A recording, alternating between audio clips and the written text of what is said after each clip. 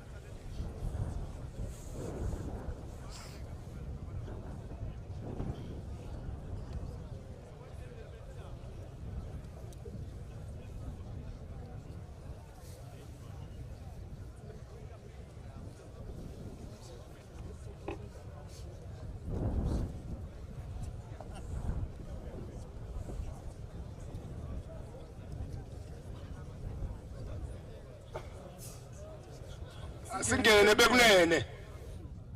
Kenani malangeni.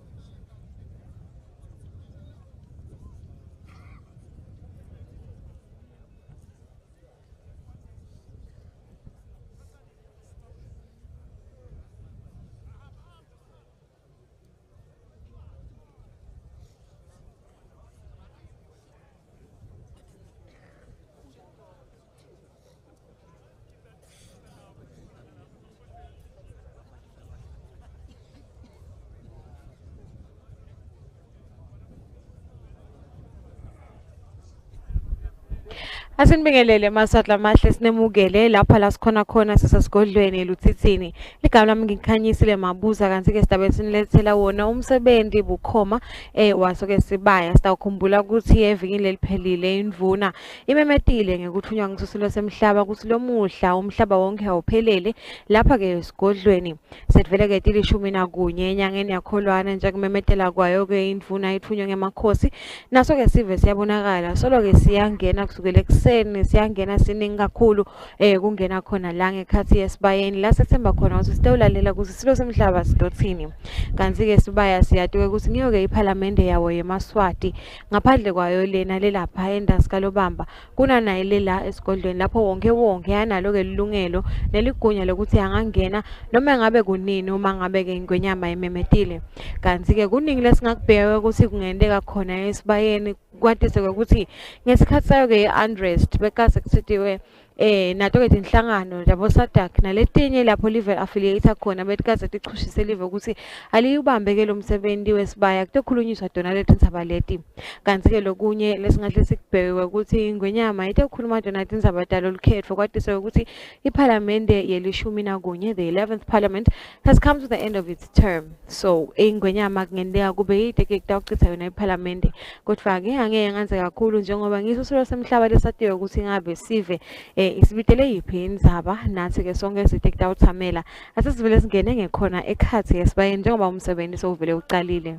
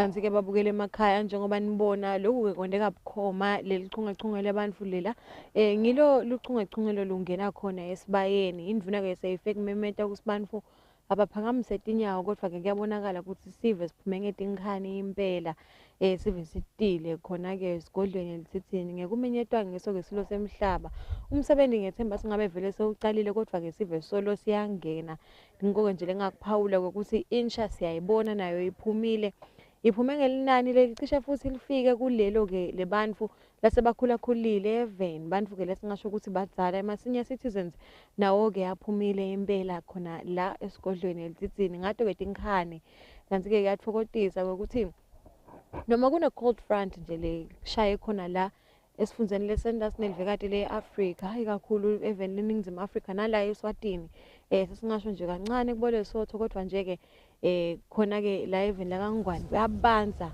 impela likhipha lishaya emkantsheni lichwa kodwa ke abantu bavelile vele incumbi bagcokile naba njengoba nibabona lana kanti ke siyababona labo bebakade batindvuna tembuso bangemalunga ePhalamende nabo bakhona siyababona labatindvuna tembuso tanamuhla nemalunga ePhalamende vele ke nabo bakhona baphume ngetinkhani khona ndvunankulu welive khona liphini la ndvunankulu wonke uphumile impela lana baphelele njengoba vele inkosi mayibite ke Sibaya isuke ibite sonke sive seMaswati makuthiwa umhlaba uphelele esibayeni kusuke kushiwo nje kona lokho naba nalabachamuka ngesheya kwakuleli bantu ke labamhlophe nabo bakhona la siyababona bosomabhizinisi nato ke tinini tengonyama tikhona nato nato ke tiphume ngetinkhani kanti ke kuyatfokotisa kubona labanye babo bavunulile bafake tona ke ngathi ke tembatfo tawo ke eMaswati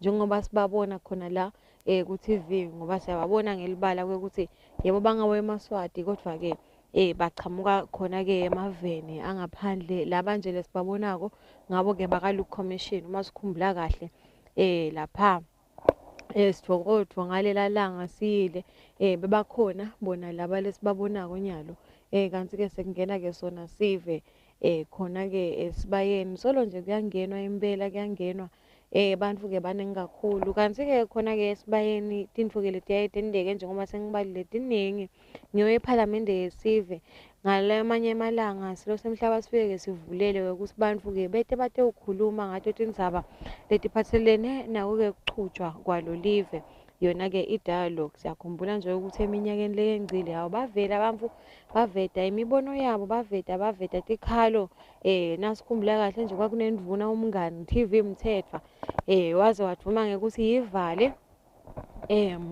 cisha logesi kwakade ke kungiso ke Sibaya kulabo mhlambe labati lowo kukhuluma noma ke leyo phrase kodwa bangayati ukuthi isukela kuphi futhi ke nakhona esibayeni inkosi ivelile ngayo unrest to addressa ikakhulu nawo ke ama rumors lebese akathi yakhona ukuthi imbube ke yahamba ke ngalesikhathi kunemsindo kakhulu yabalekela eMaswati yachaza kahle ukuthi bekungeke kuze kwendeke lokho khona ke eveni la kaNgwane kanti ke lokunye ke lengathi nje sicishe sikubhekile sicishe sonkhana eveni la kaNgwane ukuthi imbube yocitha ePhalamende lokushoyo kona ukuthi i-term yesi-11 i-term yelishumi nakunye yayo ke ePhalamende seyifike khona emaphethelweni eveni la kaNgwane ngoba i-term yakhona ePhalamende eSwatini ithatha ke iminyaka lesihlanu ngathi ke labo malunga ePhalamende ahleti khona ke emahhovisi asebenta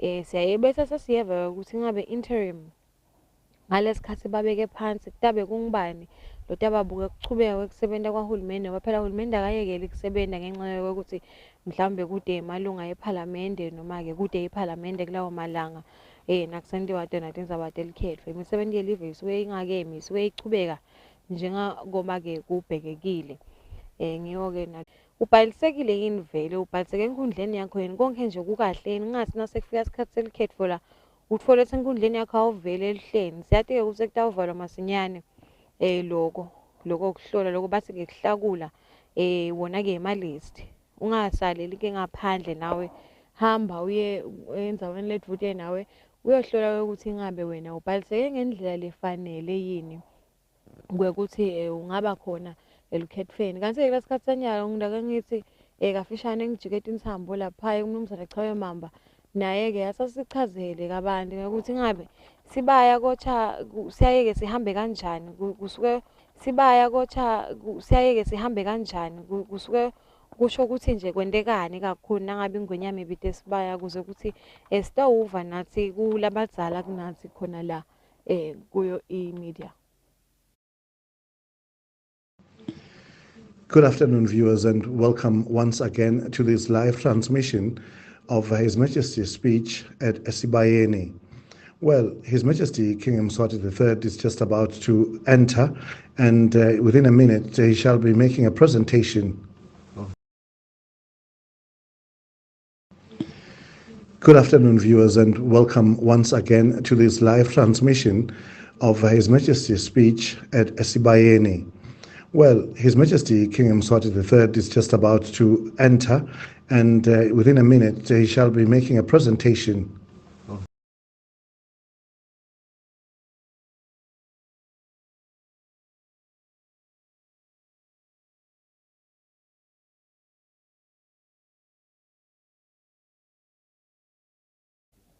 Xolisa kakhulu ngikuphazamiseka ke babukele emakhaya bekaseta naso ke silumbi lwimi lwa George yena ke umnumzane Xawe Mamba kusichazela ukuthi vele ingwenyama yithi ngangena lapha kuvele ke kuqale wona umsebenzi uyachaza ke kakhulu njengoba sinabo futhi labasilandzelako lapha yithi inkundleni tetekuchumana. We have our following on our YouTube channel Yemaswati TV, and we also have our following on our digital terrestrial platform. La wela basibukela kuyo set-top box nabo ke bayabukela kanti ke siyati ukuthi laba labasibukela ku social media kakhulu, it's basically people who are at work currently ngoba phela akusho ukuthi kube sekuba liholide ngenxa yokuthi kunemsebenzi kangwane, kodwa ke bakhona nalabo labasibukelako emaveni la ngaphandle kwakuleli la kungabo ke eMaswati lahlala khashane kunelive la kangwane bayeke basibhalele ngako sibati ukuthi abanye bakhona base United States of America nabo bagadze ngalabovu bathi ngabe ekhaya kwentekani labanye balena kubo Taiwan incumbi yabo vele ke bangalapho kubo Taiwan, labanye bakubo Turkey incumbi nje eMaswati la yeke yasho ukuthi cha siyabukela channel yeMaswati la sikhona khona silala la sikhona khona. Labanye bakhona eNingizimu Afrika singete sayishiya ngaphandle ngoba edudane ngoba phela nayo ingaphandle kwakuleli bakhona kubo Ningizimu Afrika labanye nje ngawo wona lama organizations that affiliate with the kingdom, and also international media nabo bayalandzelela khona la kuma platforms ethu la khona ke kubo internet bekasachazela abona ke umnumzane Xawe Mamba kakhulu laba labangasiva Siswati ukuthi kuta esibayeni kusho ukuthini, kusuye kusho kona ukuthi imbuko yemhlaba cha ilungele ukuthi awuphefumulela sive seMaswati.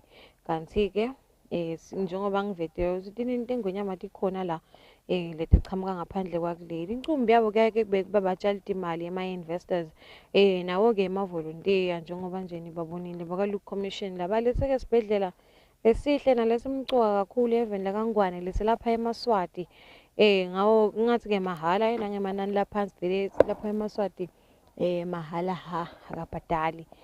So bayachubeka nekungena abantu khona ke ngekhathi yesibayeni Maswati lamahle njengoba nibona lokuleni kubona ngikolo kwenteka bukhoma khona la esigodlweni elithithini ngendlela abaningi ngayo abantu solo abakupheli khona ke emphundweni kusangenwa impela, abanye ke baseselenda security check njengoba sibabona thini lesilangephandle basahlolwa ngiyo i-security ukuthi ngabe bona baphephile yini kudeni laba bese babamemisa kona nabasesendleleni letangala ngoba phela kuke kube khona nokuthi umuntu nje abese sokuba nenhlitiyo lenjeyana phela sinakakuva ukuthi enkosini afune ukukonisela kuba ngakumemisa info lengakafanele ngabe iba khona la bayahlolwa ke ngiyo ke i-security. Kufuna ukuthi umuntu ke nakafika la sigodlweni noma ke nangikuphi nje la kunemakhosi khona nabathi bayakuhlola labe betekuvikela ungabophatheka kabi bese socabanga ukuthi bakubuka njengomuntu logangako.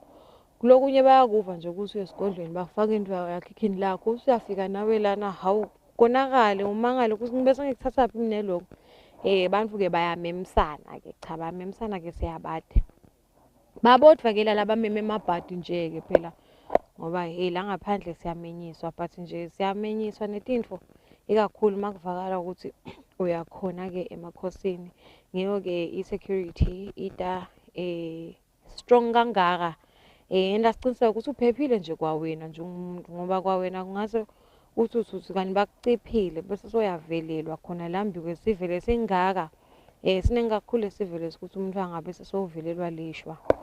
And for the benefit of those who do not understand my mother tongue, we are currently at the Ludzidzini Royal Palace and we are waiting for the entrance of His Majesty the King into the cattle buyer, Sibaya. As it is also known that Yemaswati have been called to the Sibaya, it is actually literally a kraal where cattle reside or live here at the Royal Palace. This is also the traditional people's parliament in the kingdom of Eswatini, where Yemaswati can come and actually voice out their genuine opinions about anything that has been put on the pedestal for discussion in the kingdom of Eswatini. I will once again give the reins to Mr. Kayamamba to tell us more about today's gathering. Sibonga kakhulu Khanyisile lapho kusi usemukele nathi khona ngala kumnanze kakhulu nebenkosi lenhle njengoba nje nathi sibona la empeleni njengoba usho Khanyisile lamhla asati kahle hle ukuthi silo semhlaba mbamamba inkulumo lesitayibeka nguyiphi kodwa ke esikhathi esiningi ngalethi cast leti sonke siyathi ukuthi ekuvamise ukuthi bese seyibekisa phansi iParliament emva lokho nebenkosi lenhle bese ke sekuphindze futhi ekucala wona umsebenzi welukhetho lokunye ke lokho ekuvamise kwenteka lapha lokungadiwa nakahle kusitawuthiwa indzaba yakusengibani ke lotawuchubeka abambe umbuso kulesikhathi sayalo ngoba lesinye isikhathi kuba i-Council of Ministers kanjalo futhi lesinye isikhathi kube i-King's Office. Well, a good afternoon to you all viewers and welcome to this live transmission right here at Ludzidzini Royal Residence. Well, we are seeing multitudes of people entering the Sibaya, and His Majesty King Yemaswati that is also expected to be here at any moment. Well, Her Majesty the Ndlovukazi, the she-elephant of the Kingdom of Eswatini, will also be here shortly, and we're expecting His Majesty either to dissolve Parliament or make some other announcements. It's very difficult sometimes to speculate what His Majesty the King is about to say, but we normally at this time hear His Majesty making a presentation on the previous Parliament and also introducing the election process. Well, let me not preempt more on what His Majesty is going to say. Let me just belabor much on what we are seeing currently. Magnitudes of people are already here, and well, this therefore means that everyone's acquiescing to the Ntjintja system of governance. Well, in the meantime, let's just have a look and see what is happening here. Khanyisile. So vele ke ucacisile ngalo lulwimi lwa George yena ke umnumzane Mamba sibonge kakhulu khona esigodlweni eLudzidzini ngato ke dinombolo njengoba ngishito ukuthi ngabe umsebenzi uqale kadzeni ngoba nje abantu cha vele ke basatheleka khona la lekuyinfo ke lenhle kakhulu njengoba asho umnumzane ukuthi umnumzane Mamba ukuthi yakhombisa ukuthi abantu bayayivisisa indzaba yetinkhundla ngoba phela vele nguye ke uhulumende wetinkhundla lo naso ke sive semaswati sitawuva ke namhla sivisise ukuthi ngabe sibheka kuphi nayo indzaba yema-elections ngithemba nje ukuthi sonke sibhalisile lokhu silapha ngoba phela ngoba kwakuvulelwe wonke emuva kwaphindze futhi kwaba ne-extension impela emaswati abhalisa ngato ke tinkhani abhalisa impela kwaba kuhle sibili njengoba siyakhumbula ukuthi lela langa sekusithiwe i-deadline bantu abalalanga incumbi yabo sebajake ukuthi inkosi yami kungase kuvalwe mina ngingakabhalisi naloko nje ngilokunye lokuthokotisayo ukuthi uma ngabe live lisebenza kunemsebenzi lothile abantu bawuthatheleke etulu bawashesheke bawende njengako lokurejistela ema-elections seva ukuthi labanye labahlala ngaphandle kwakuleli nabo bebaya kuma-embassy abo kulawo mave labakhona khona kuyotholisisa ukuthi ngabe bona bebangabhalisa kanjani belekelelwe nguye ke i-BC la eliningi labo nje ke labhalisa vele ngaleyo ndlela leyo lokusho kona ukuthi impela cha i-technology iyalibambisa livela kangwane etinhlangothini letehlukahlukene lekuyimfo ke lenhle leyo Siyakhumbula futhi nakutawungena yona-ke i-cabinet letawuphuma nje kuze madvutane. Kwetiwa khona la esibayeni kutawukhulunyiswa ukuthi ngabe eMaswati yabona ukuthi kutawuba kuhle makuthinzeke ngakuphi, kutawuba kuhle makulungiseke ngakuphi, cha vele beda khona la lengingakuphawula nje sengiphuma kancane esihlokweni Maswati lamahle nibongena lapha ka-Facebook e-channel Yemaswati TV ingenele umncintiswano lokhona lapha kune-advert yaka-Robertson Spices lapha bayasho ukuthi bhala your 2 favorite spices ucommente lapha you stand a chance to win 500 emalangeni ninike leyo mali leyo ikakhulu mawude nemali nje ucishe nyalo nje simeni kube nami nginayo le ndlela yokungena ngangiyangenela Maswati lamahle ngibhale lapha uyabhala ukuthi uthanza khari wena noma uthanza okubite ngale ndlela yaka-Robertson siphela ungabhali nje 6 gani ngoba i-6 gani ayisiyo yaka-Robertson Spices noma ngabe uyithanza kanganani it doesn't apply to the competition senganikopisa ke nyalo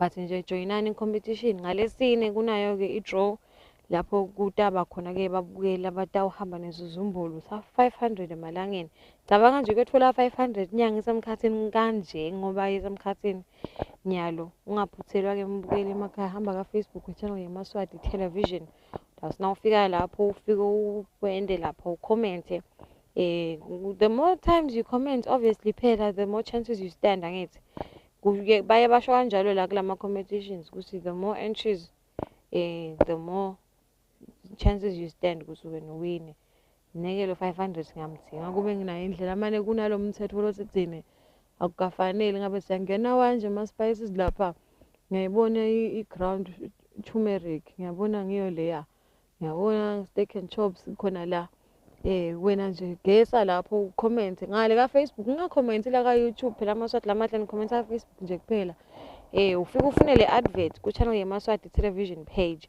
ngilapho kutawufika uphole khona ukuthi i-competition ihamba kanjani bese nginicathatela nje ukuthi ningatosalela ngaphandle nani Maswati lamahle umcoka lokho ukuthi ungenele timvo letifana litfuna imali yamahala ngoba vele eka-Facebook niyangena mos ngaba njani ungene bese uyawina uyabosha inyoni letimbili ngelitshelinye ungenile ka-Facebook wasatisfya i-edge yakho ekungena ku-social media ngalelo langa phindze futhi base uyawina awuhamba nesizumbulu lesingake ekhaya iningi lemali solo ngiyasho Maswati lamahle kanti-ke vele solo sila esigodlweni letithini la simele khona ukuthi kuqaleke wona umsebenzi waso Sibaya lapho kutawungena khona Silo inkosi Mswati wesithathu ifike-ke iphula inkulumo yayo letawufike bese seyicacisa kulokuningi njengoba sesivetile ukuthi yini lesiyibhekile ukuthi ngakhulunywa livekela kangwane linema-goals lasethiwe lokusho ukuthi-ke iline-tinfo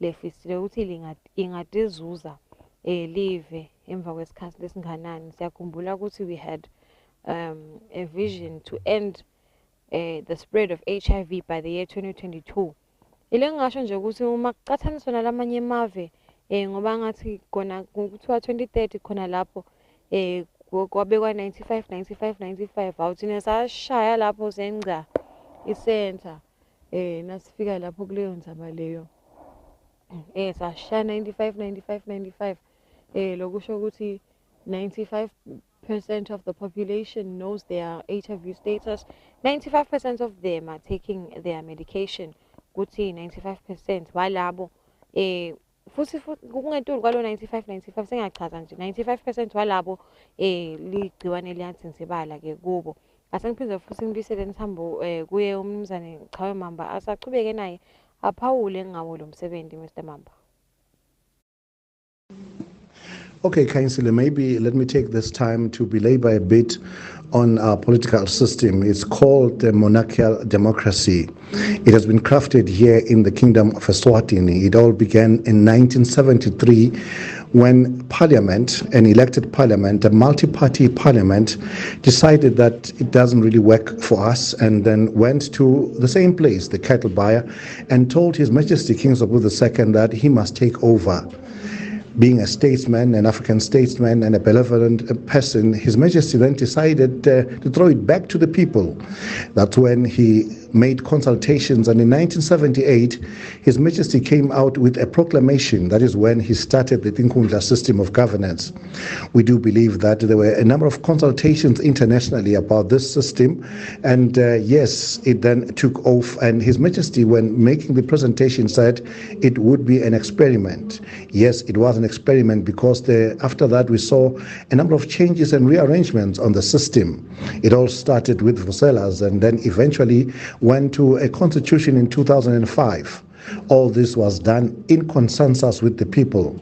Well, His Majesty King Mswati III, when he took power in 1986, said he was going to follow in the steps of King Sobukwe II. Indeed, he has done just that. Well, all that has been done in the Kingdom of Eswatini has been in consultation with the people in various forms and at various times. Well, right now we're about to hear His Majesty King Mswati III still continuing with the relay stick that he took from His Majesty King Sobukwe II and continuing with what the people of Swaziland want.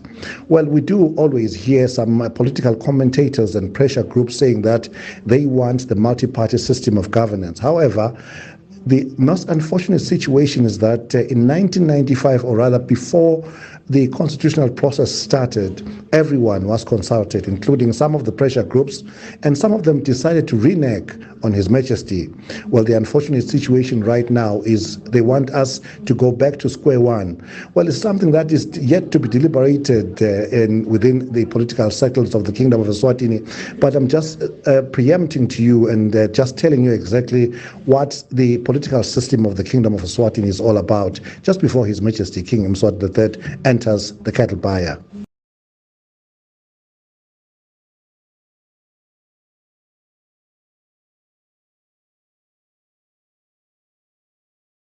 Ngiyahlupheka maye ngiyahlupheka kanti hamba ngetakwathi nyawo uthi uyahlupheka na uhamba ngetakwathi nyawo yathi uyabusa kulomhlaba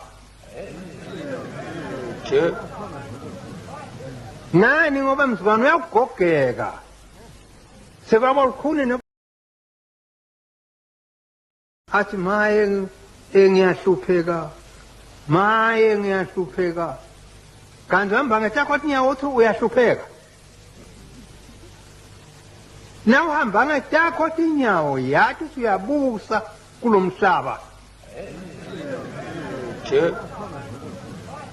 nani ngoba mzibani uyagogeka sebaba lukhuni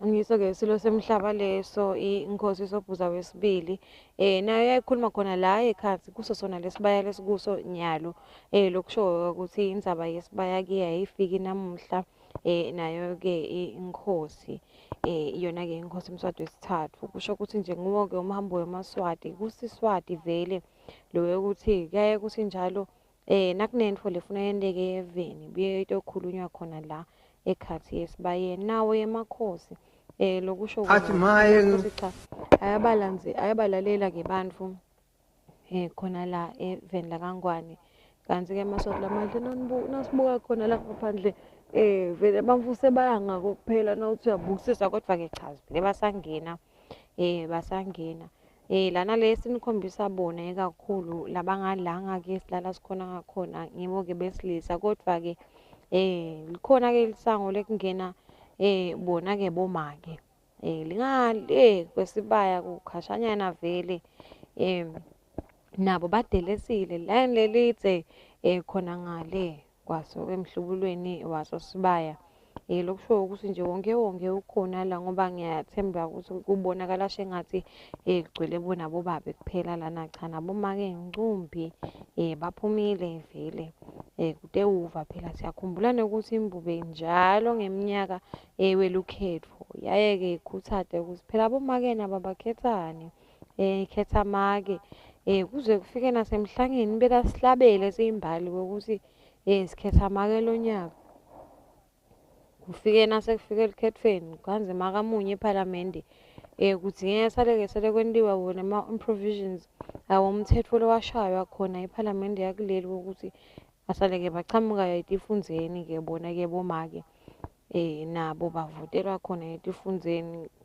Kungaba kuhle nje ukuthi sekuke kuthiwe next time makubuya la Sibayeni sekuthiwe bayakhumbulani ikhetha bobabe ngendlela yabo makele ngithemba sibata babaningi ngayo kule term lesiya kuyo.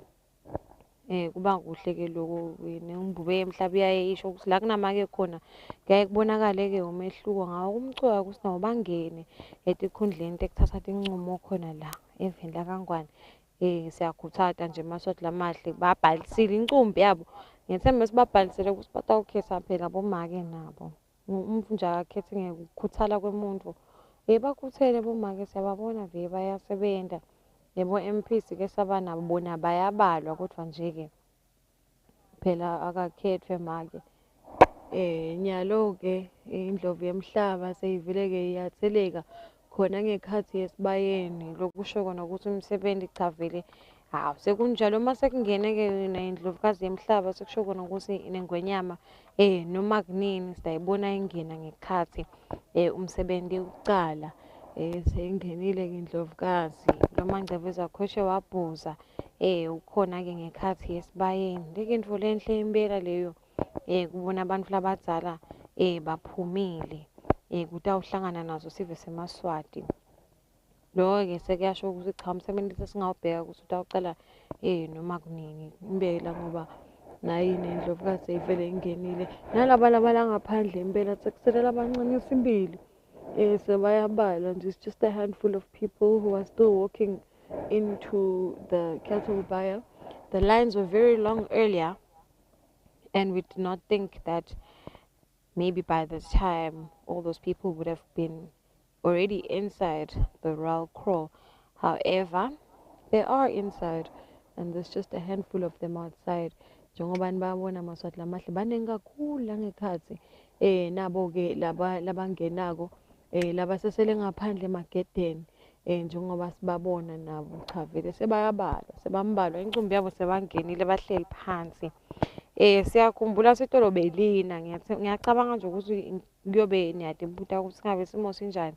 Hhayi-ke amakhosi ayendile i-provision yokuthi kube ngcono kuhlaleke la ngekhathi ngoba phela kumandi. Kuhanjiwe lapha kwafakwa yona-ke i-turf kuze ukuthi abantu bangatawungcola kakhulu phela. Yebo kona kuseSibayeni siyati ukuthi eSibayeni uyayokuphatha utawuhlala kwako kodwa nje indzaba yelidzaka angiboni ukuthi kukhona bekayifisile kodwa-ke cha amakhosi yayandile i-provision yokuthi bantu bangete-ke bonakalelwa impahla tabo ngelizinga lelisetulu. Mayilandzela i-turf bantu nje bahleli kahle lapha bahleli khona.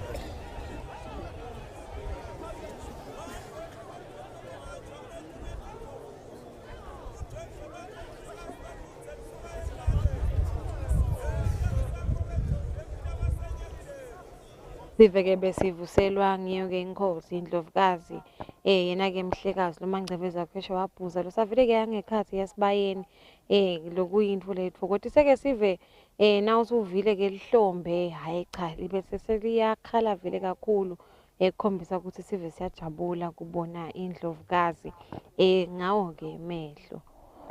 Kulesikhathi sanyalo-ke ngiyethemba ukuthi imbubo yemhlaba seyitawungena nje ukuthi amathutane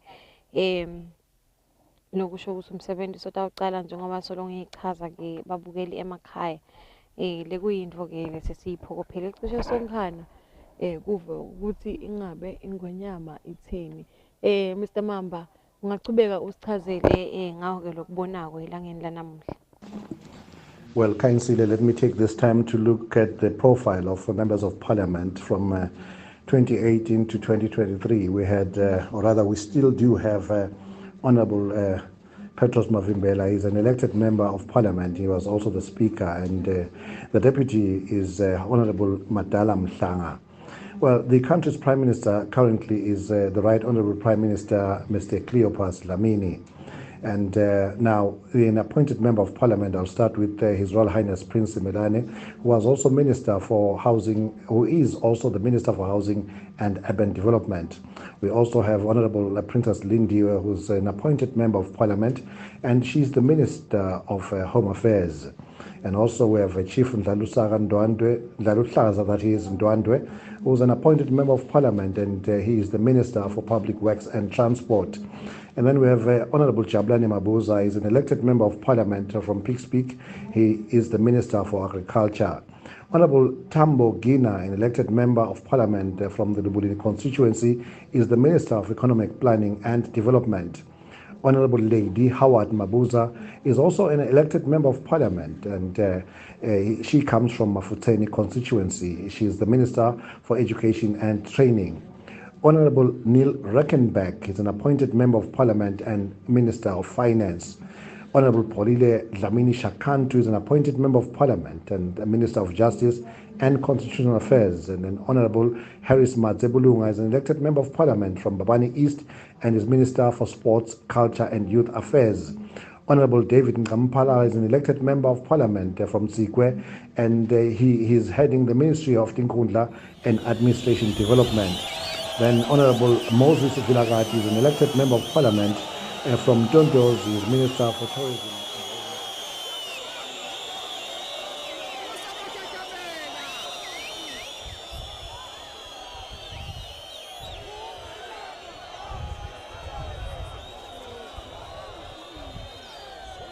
And now, getting into parliament, now, Honorable Royal Highness Princess Sixolise Mr. Mamba kuhlaba lwimi khona lapho imbume emhlaba seyivele ingenile khona esibayeni lokusho ukuthi umsebenzi setawuqala sethembe ukuthi uMaswati ingaqhubeka ngihlale nawo umsakazo wechannel Yemaswati.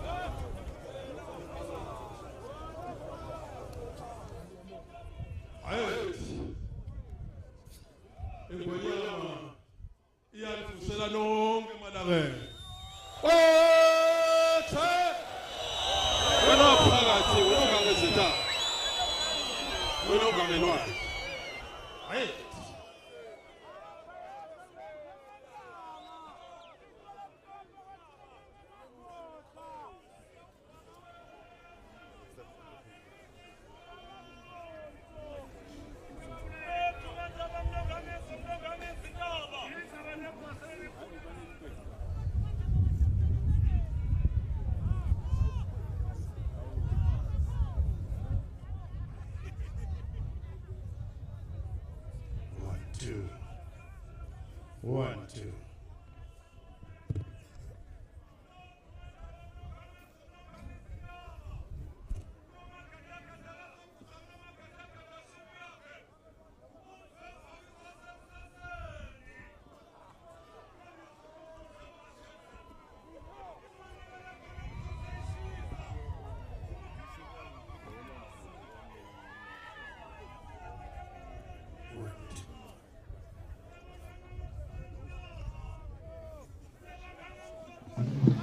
Well, Councillor, if you're still giving me a cue, let me just continue now with Honorable Begiche Dlamini, Member of Parliament Sitobelweni, Honorable Michael Masugu, Member of Parliament from Kiweni, Honorable Noah Gama, Member of Parliament from Sandleni, Honorable Alan Stewart from Lobamba, Honorable Big Boy Mamba, Member of Parliament from Ngutseni, Honorable Bomba Mamba from Masanjeni, Honorable Tumsane Mpamali from Somtongo, Honorable Enos Magongo, Member of Parliament from Lukongolweni, and then also we have Honorable Jacob.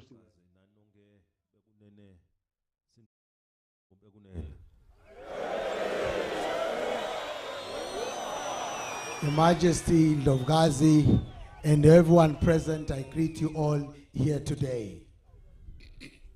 Bekunene uyinjabulelo enkulu ukuthi namuhla emva kwesikhathi esithe sibuthane lapha eSibayeni njoba kungumhambo wakithi Stoward kuvuselana ebekunene.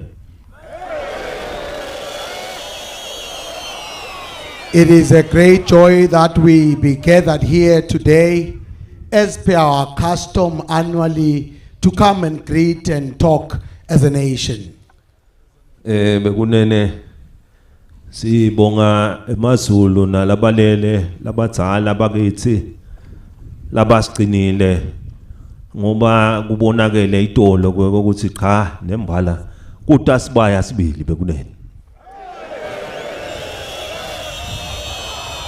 We thank God and our ancestors, our forebears, who have shown indeed that what happened yesterday was a clear sign that Sibaya has been summoned.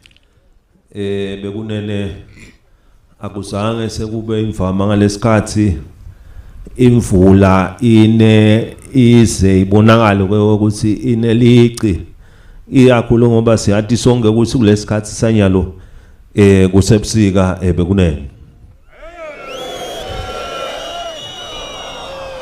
It has never happened in history that at this time of the year we receive the rains that we so received, more especially because it is winter, to receive rains that have fallen non-stop. Bekunene singasho ukuthi tibusiso telive letikhona leti kangwane njoba na imvula siyibona nje nembala isuke isho tona tibusiso bekunene.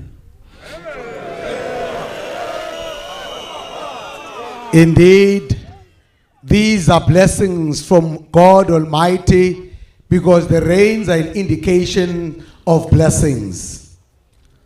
Bekunene ne kuta kweSibaya nje sita nelive kusuka kulomnyaka solo sibona tithelo letihle kanzi besisuka kubo COVID tinkinga lebetikhona eveni kepha ke sesiyabona nasisukumisa lomnyaka umnyaka wasukoma waba muhle kakhulu bekunene.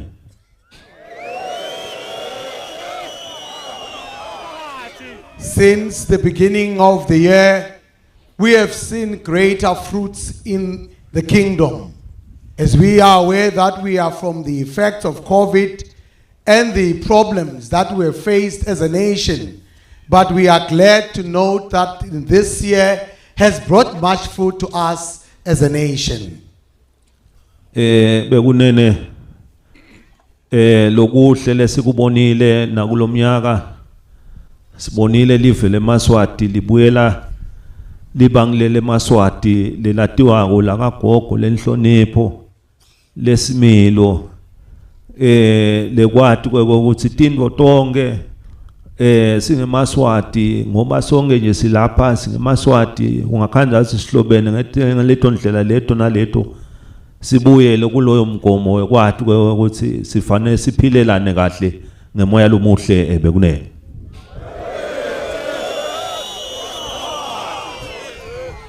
We have been happy to note the restoration that has happened in our nation, restoring back the respect and the calm that we have always been known of as a nation, the harmony and the peace and respect for one another that we have witnessed in the nation is gratifying indeed.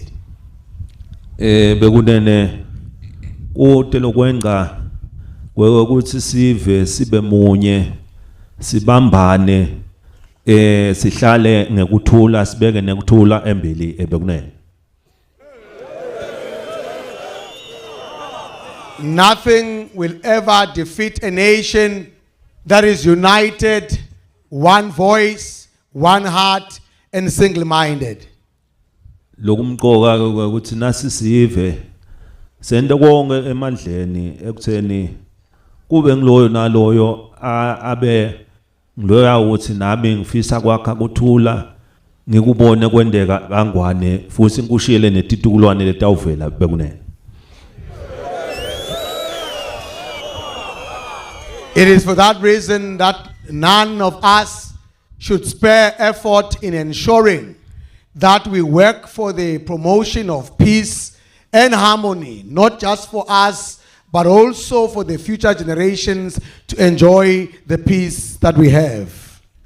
Bekunene lonyaka sibonile nelive likhula etintweni letinyendi njoba neminyaka uthite na usuka nasibona kwakhanya ukuthi u70 iyabonakala eveni nakusukuma teminotho kwabonasa ukuthi libhange lelikhulu la mhlahlangene latiwa ukuthi World Bank lisirenke silive la kangwane ukuthi zibe live eAfrica lelibonala ukuthi lihlabene kutemnotho bekunene.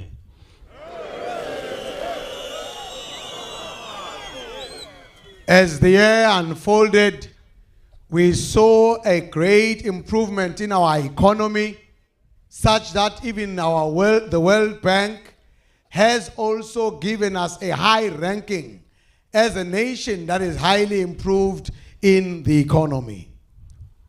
Na sekutewa nete Africa kutewa ukuthi emaveni labonala ukuthi ayasebenta kakhulu ngekutemnotho kwaphinze kwabalwa labalwa live leMaswati ekutheni nakhona lapho lihlabene kakhulu bekunene. Even in Africa, the kingdom continued to take the highlight on the ease of doing business, and also as a country that is growing speedily in Africa in developing its economy. Ne GDP bekunene lekubonasa ukuthi kukhula kwemnotho eveni kwabalwa ukuthi ikhula nga 7.8%. Le inombolo lebonala ukuthi emaveni lasakhula emnothweni na ubala leti tinombolo kusho kuphila kwelive lokho bekunene.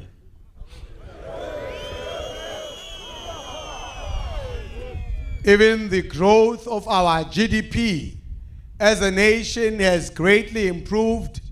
As a developing nation, to have a GDP of 7.8% is no small talk. So we are highly happy to see the GDP growth that has been in the kingdom. Bekunene tonke letititselo letihle Yemaswati langafanele nanawo atithobe atiqaphe ukuthi asebendile abambene akanye kanye kwaphumelela live bekunene.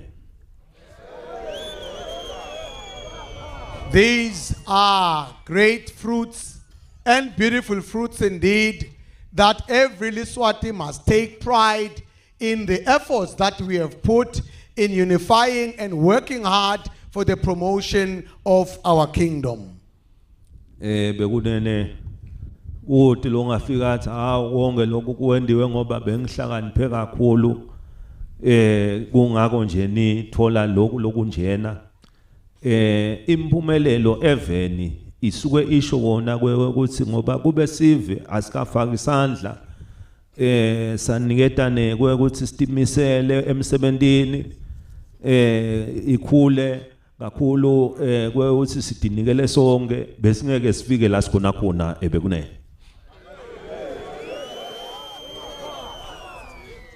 No single person can boast of his wisdom in the achievements that we have as a nation.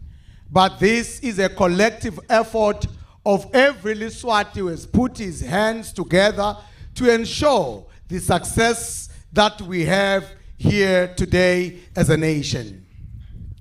Bekunene na lamalanga lengcile nibonile nelive lakangwane li hosta isakhu emave lesiphilelana nawo lapha lekubonalisa ukuthi unembalaso lo sakha umnotho na koloko kube kuhle ngoba nalive lakangwane njoba belingusihlalo nje walo msebenzi wakasakhu sibonile nesikhwama nangakhona sikhula kakhulu saba sihlembela kwakhanya ukuthi emlandweni lonyaka wonke emalunga alenhlangano abe nenjabulo lenkulu ngalokutholakele ebekunene.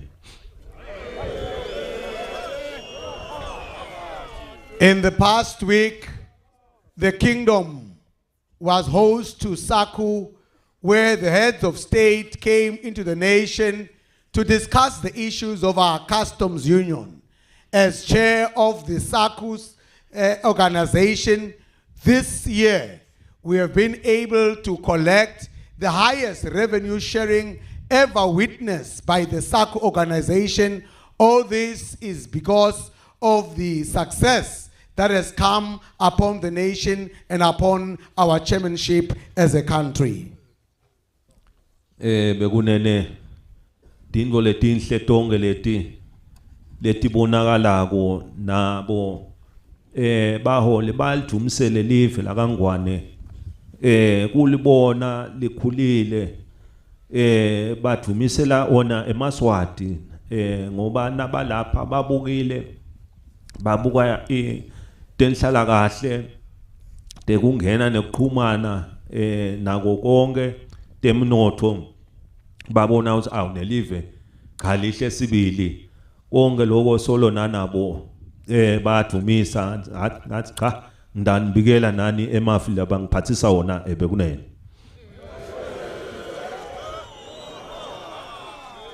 The various leaders that were gathered in the kingdom applauded the success, the development and improvements that they've seen whilst in the kingdom. They applauded the social well-being that has been improved in the kingdom, and the development that they've seen in the infrastructure is what they have told me, and I did assure them that I will relay their message to you as a nation as I am today. Nembala sonke siyavuma ngoba nathi lapha kithi noma sesihamba nje la ngaphandle so ulahleke nje umangalo uthi lo bengiyadi lenzawo lena kuthi ngihamba kanjena lapha uthi kwazi akusasiyo lo mgwaqo say one way so phondlile buye emuva utawulima utawuveta tingoti indvuthuko elive lena ebekunene.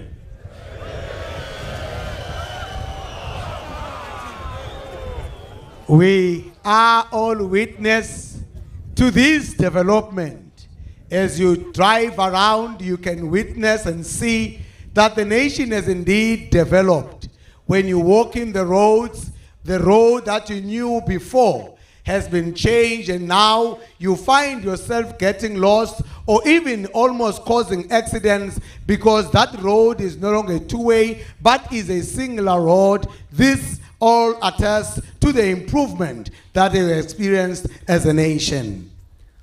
Bekunene noma uyemakhaya emakhaya sekwahlaza bogesi kuyakhanya ukuthi sekude ngisho nelikhaya longazawo uyabona ukuthi laba lebe baya emuva kwakuye kuthiwa kukhona labagibela tinto letitside sekude labangagibela kulamalanga bekunene.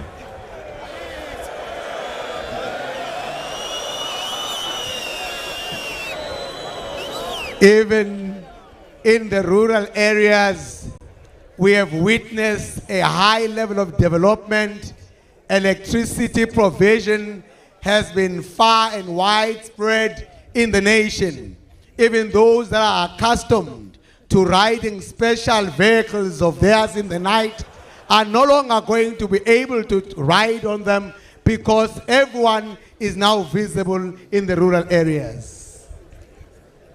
Bekunene sikule live belingasilo lenjena boyo bone nawe sothi lokubona ukuthi loti uteke ukuthi ngibonela ungehleni.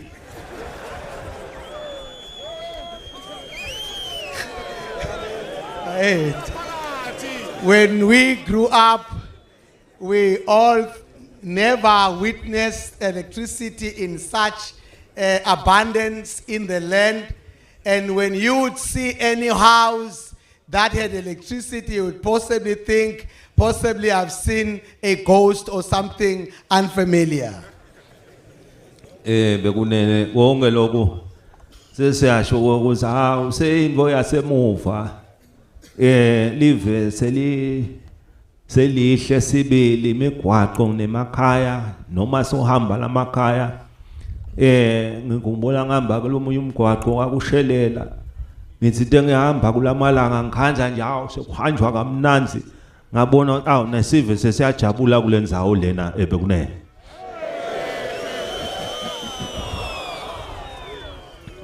Even the road infrastructure in our rural areas has greatly improved.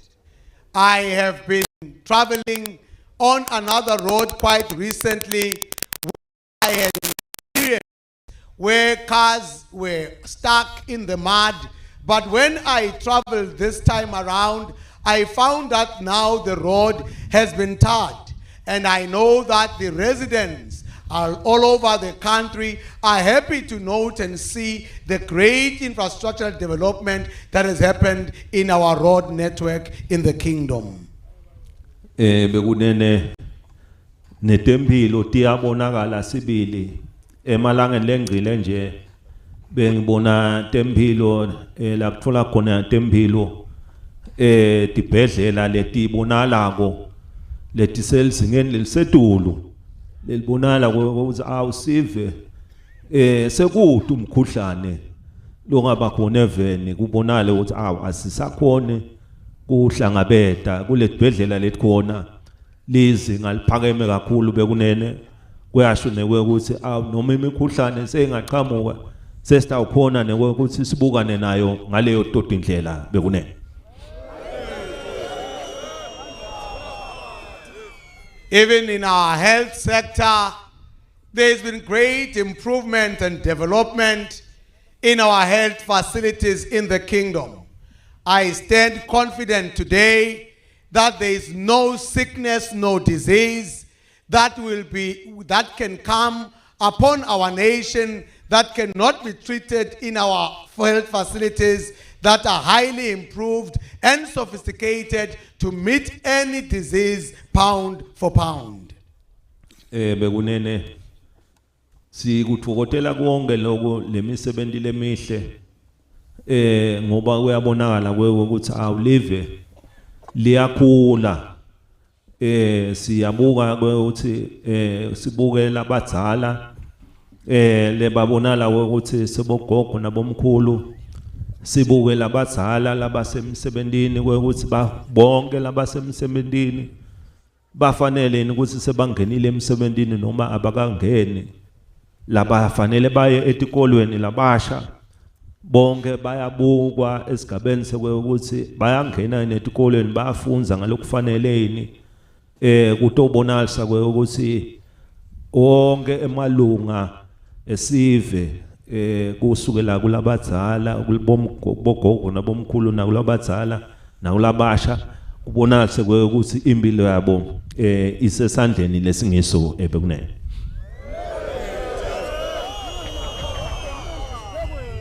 We applaud all these great achievements that we have as a nation, not forgetting also our social fiber, our elderly amongst us who are already retired and also at home.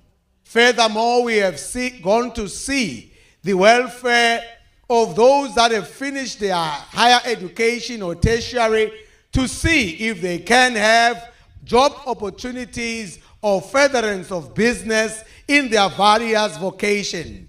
Not also forgetting our young ones, ensuring that every young child goes to the attendance of infantry school and also progresses up to higher school. All this has been looked into in our nation, and we are glad to see that. Bekunene lokho kusiniketa insayela sisive singemaswati esigabeni ukuthi nasibuka tonke letinhlangothi tesive nangabe uyawukhanza ukuthi kusekhona labo lababonala ukuthi basalidinga lisito sekwe ukuthi singemaswati siyawubambana sibone sisebenza umsebenzi siubone ukuthi wonke lofanele abe selisingeni lelingilo uyaphumelela kufika lapho ebekunene.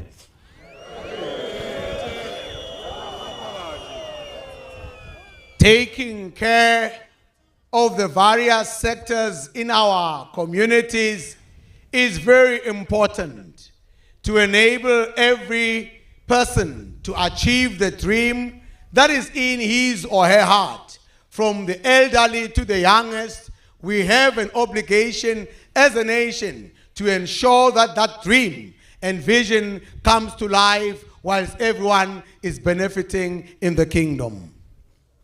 Bekunene nesive naso ngiyathi usiyal solo sesinako njobe iminyaka iyaba khona iminyaka lapho bekubhokele isifo seCovid kwagcina kungasalitholakala lithuba lekuthi sive sesike singene nje sibayene sibhunge ngoba kusemhambeni wethu siba kangwane lokho kuyimpilo yethu ngesigaba sekuthi ke besolo sibuke tona teCovid lokuhle kwekuthi iCovid nayo seyikhweshile lokusho kona kwekuthi nelive sekuyavuleka amathuba ekutheni nembala emathuba ekubhunga asale avuleka ato abe khona enini bekunene.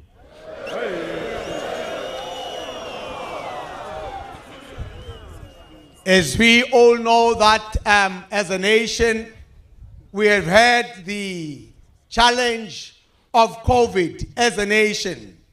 Now COVID is gone behind us. COVID had made it impossible for us to convene as a nation, to come to the Sibaya and dialogue, as we are known as a dialoguing nation. Now that COVID has passed behind, it is time to convene and also enable us as a nation to dialogue amongst ourselves. Nine bekunene noma sekubonakala ukuthi isikhathi sesibe neliqi uyukhanje ukuthi imisebenzi iyaganzelana nanayo ngesigaba sakhona njengoba bekunene uba nesikhathi ukuthi kubonakale ukuthi iParliament ibe khona bese kuyabonakala ukuthi njengoba nje bomphathi ukhetho bebamemetela banelibandla bamemetela lukhetho siveni ngiyabona ukuthi sive siyawati emalanga njengoba nje evikini lelilandzelako kulalandzelako masinyane njengoba kubekiwe ukuthi 2022 kulenyanga bekunene kutabe kuvele kwendiwa kunqonyo esiveni ngiyo yonke imisebenzi levele ikhona nayo lena ebekunene.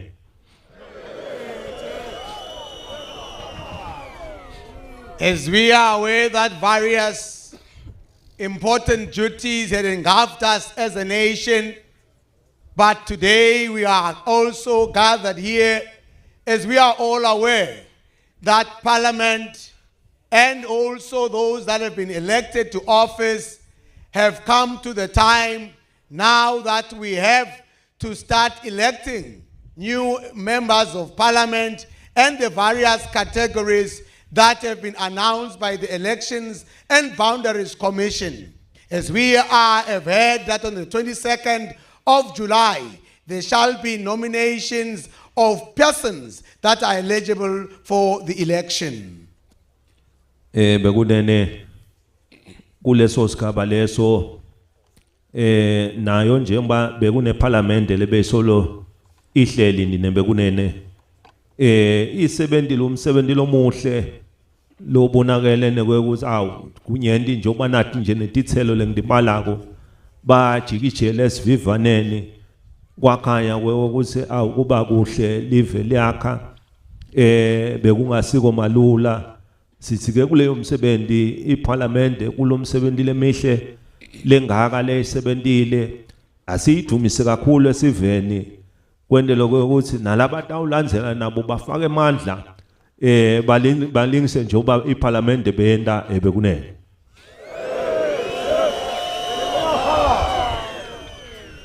Since the term of our parliament has actually come to a point, I must say that I must applaud the members of this current parliament for sparing no effort in ensuring that they have contributed to all the wonderful results that I have just alluded in my speech.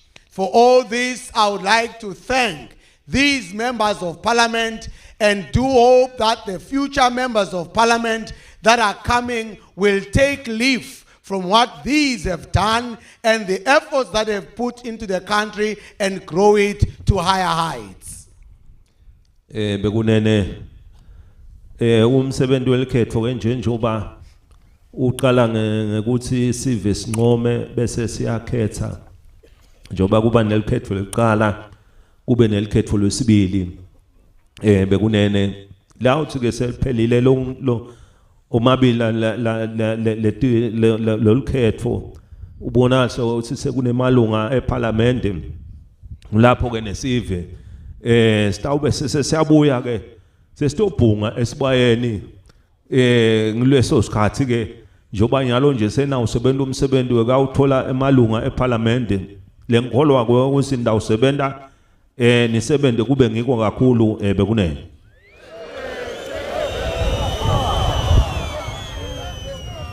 As we know that after the nomination exercise, we will then be expected to elect our people in the board sectors of our elections, the primary and secondary elections, where we are going to elect our eligible candidates to stand for these elections, which after we shall then reconvene here at the Kettle Buyer to be able to dialogue as a nation as expected.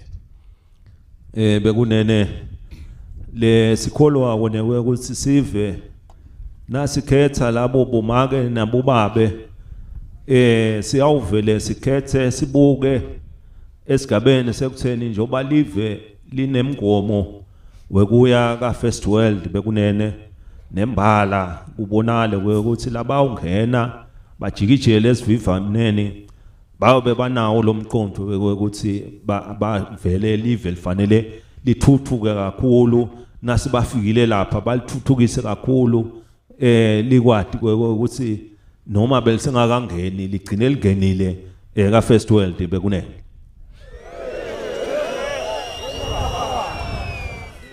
I do hope that as you go to elect persons to stand for the elections, you are going to choose the right people.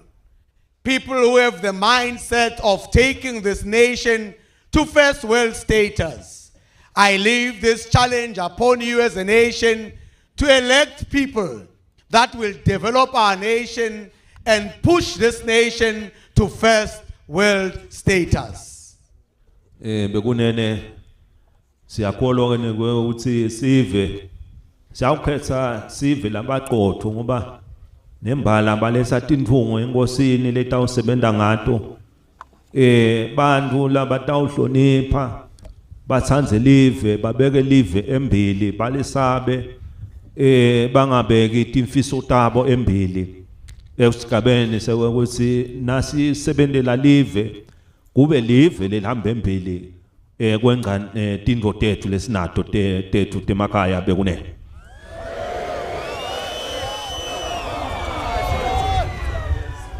I hope that as you go for the elections, you will elect people of noble character, people of integrity, people who will take up the nation at heart and not propagate their all selfish ends, people who will not be deliberating on their personal agendas, but people who will always uplift the integrity of our nation and take the mandate that you have given them to promote this country to first world. Bekunene se kwaba imvama njengoba umhlaba uyobheke ukuthi nakukhethwa emalunga eParliamente kubonakala ukuthi onke bonke sive lesikhona sikhande lenombolo ibonakala njengoba bekuye ukubonakala kukhetheka bobabe bomake ukhanje usilincane linani labo ukuthi ngiyathemba ukuthi sive sitakubuka lokho sengce kuloko kubonakala ukuthi nabomake linani labo libonakale nakukhethwa kwa eParliament bekunene.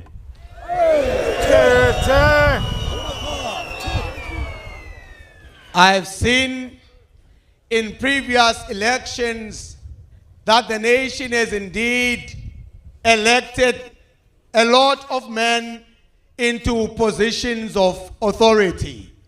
I want to charge that the nation must consider to balance up this election so that also women can be considered for election so that both men and women are rightly represented into our positions of authority. Bekunene kanti kanjalo nalabo labatiwa ngewe ukuthi bakhubatekile esigabeni sekutheni nabo babe nalo livi lebayawubonalisa nje ukuthi bakhona lababamelele ukuthi nasenda kukhetha ngoba nabo banawo umqondo wabapha uNkulunkulu bawusebenzisa nabo singabakhohlwa bekunene.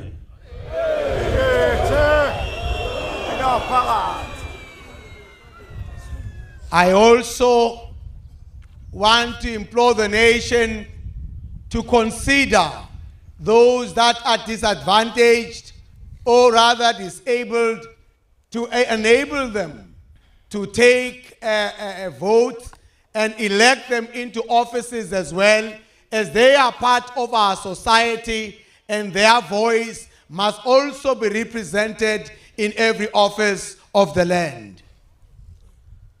Bekunene ngala magama njoba nembala umsebenzi bekutobikela sona sive njoba nembala na sekusukuma likhetho vele siye side la sibayeni kuto kwathi ukuthi ke umsebenzi uyosuka emakhaya iyosuka ukuthi sesawukhetha labo lesibakhethako lesithandaza ukuthi uNkulunkulu nemadlode batawuba nathi nasenda lo msebenzi nawo siwende ngekuthula nangekubambisana lokukhulu bekunene.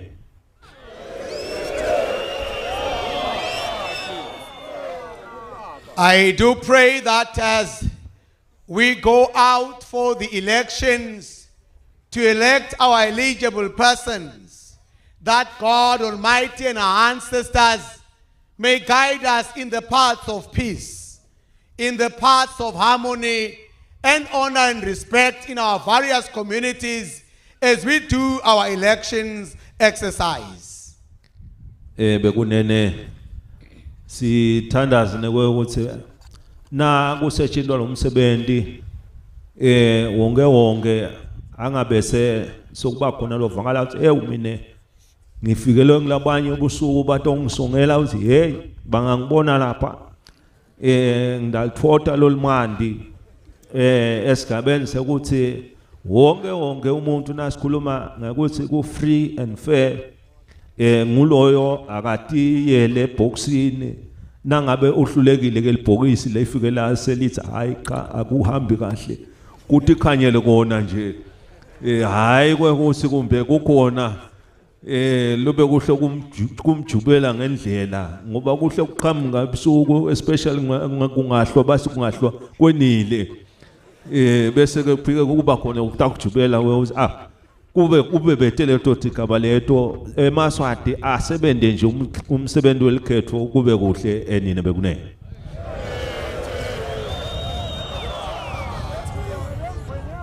I also do pray that as we go for our elections shall be free and fair. No one will threaten the other. No one will do intimidating tactics on anyone. The ballot shall be the deciding factor in our elections this year. I do pray that as we go for our elections, let no one do the works of the dark, because as we have heard in times past, that when it's dark, then it's good to do bad acts. This year around and this time around, I pray that all such activities be not witnessed in our nation. We must deliver a free and fair election in the kingdom. Bekunene nembala ke njoba sekusukuma umsebenzi lona kusho kona ukuthi njoba iParliamente leyakithi besolo iqhuba umsebenzi namuhla seyitawuguqa kutokwati kuyosetshenzwa kuyokhethwa bekunene.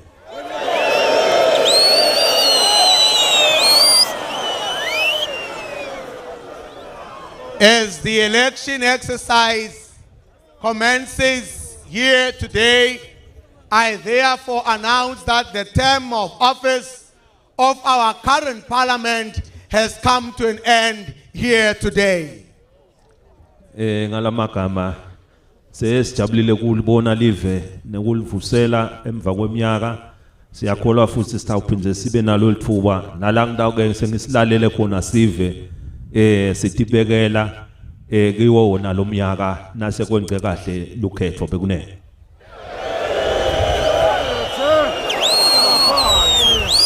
With these words, it has been a great pleasure seeing all of you here today.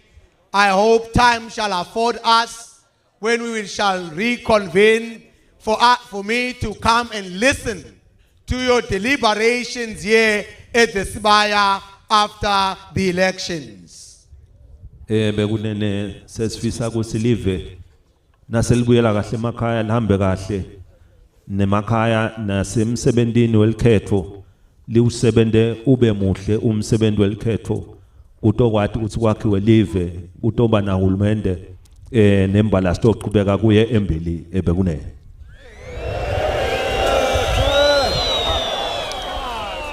I do pray that as the nation goes back home, may you travel safely to your respective places, and also to pray that the election exercise this year 2023 may be a great and successful and peaceful election. Siyabonga uNkulunkulu asibusise sonke bekunene. I thank you. May Almighty God bless us all. Hey, no party.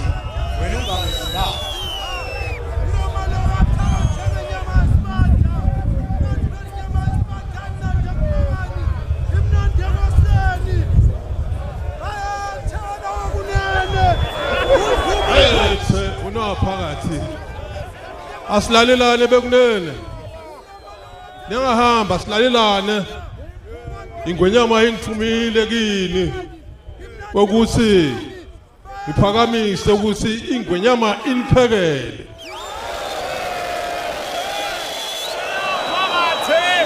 Hey, senonile. Efute khuthe mlelwandle qala bese niyananzela. Ayethe. Phakathi. Akasitha. Esawulalele manje.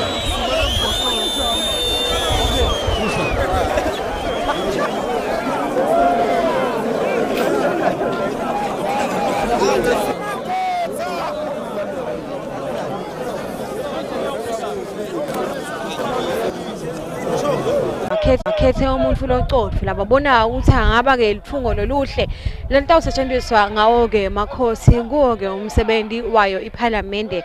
Imbubo yamhlaba ke ikhulumela indzaba letinyenti lokufaka ekhathi ukuvumisa kwebaphathi inkathi ke baholi bemave nabohulumende bawo ke emave langemalunga enhlangano yakasakhu le live lamaswati belingosihlalo ngathi ke solo ke lingusihlalo njengoba kutawuphela mhla ka14 bese kuthi mhla ka15 July bese uyathatha Lesotho naye ke uchubeka nawo wonke umsebenzi uthi ke bavumisile baholi balamave kuthi nabafika la kaNgwane bakhanze kuningi kunayo ke intuthuko lenhle kukusha kukuhle impela futhi kuthokozisa lapho ke bavumise khona yase yasho ingwenyama ukuthi abathembisa vele ukuthi sive semaswati itasatisa yengiso nomlayeto khona ke even njengoba lo muhla bekanze iwe ingcisa ke lo mlayeto kanti ke futhi yaseyasho sigwayona nje iyabona ukuthi sometimes yethi nayiphuma ibone ukuthi hawu lana sekwaba ne one way lapha sekuhlukile lapha sekukanjena kanti ke namuhla usukela namuhla iParliament seyivele ke igucile le kuyinfo le ngicabanga ukuthi cishe sonke sihamba nako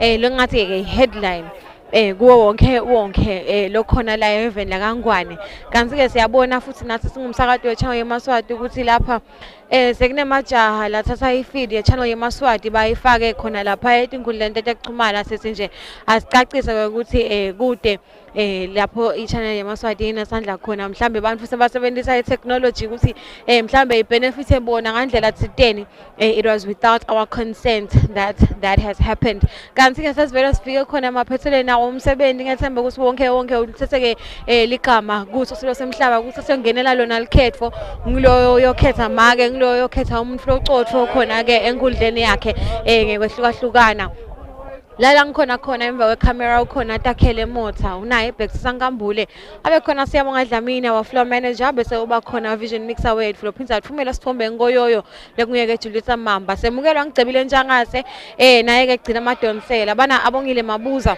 nawo ke ama interns ethu lamane ngakhulu lengithemba ukuthi nawo akhona lapha ke kuyo i-comment nayo ke presentation bekunye Khanyisile Mabuza naye mnumzane Chawe Mamba ngithemba ukuthi isuku lwenu undaba ngiloluhle nalegcele tibusisonsane ngahle.